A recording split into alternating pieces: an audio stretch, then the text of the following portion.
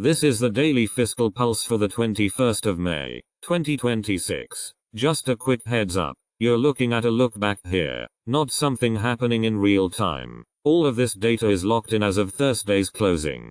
Let's start by framing what's actually driving sentiment in the markets right now. The story everyone's watching centers on equities and market moves, with particular focus on Fed rate expectations. You're seeing traders price in a potential rate hike following that inflation surge, and that narrative is clearly rippling through positioning. But numbers tell their own story, and that's where we should focus our attention.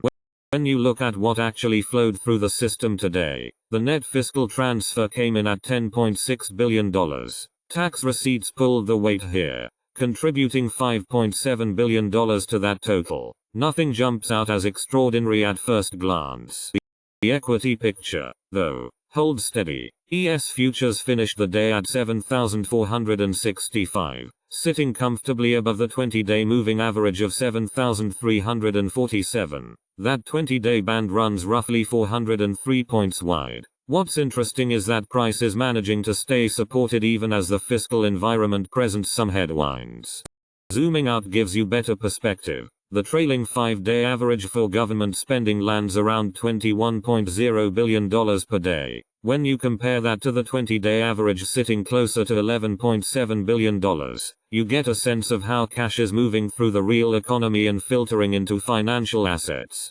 The year-over-year comparison underscores something important. We're at $963.1 billion in fiscal year-to-date spending, which tracks about 16% below where we stood in the same window last year. That's a substantial drop in fiscal support flowing through the system, and these liquidity shifts do carry consequences. From a tactical standpoint, fiscal conditions aren't screaming a directional thesis right now. The conditions gauge is sitting at -6. But context matters here. We've inhabited this territory many times before, and even with tighter liquidity conditions, the S&P has managed to average around plus 0.7% over the subsequent month. The equity market doesn't mechanically track liquidity flows. Sometimes it just works through higher levels regardless. There's a leverage signal worth flagging as well. Margin debt is pushing into the 100th percentile. That's genuinely elevated territory, and historically readings like that function more as a caution flag than a bullish indicator.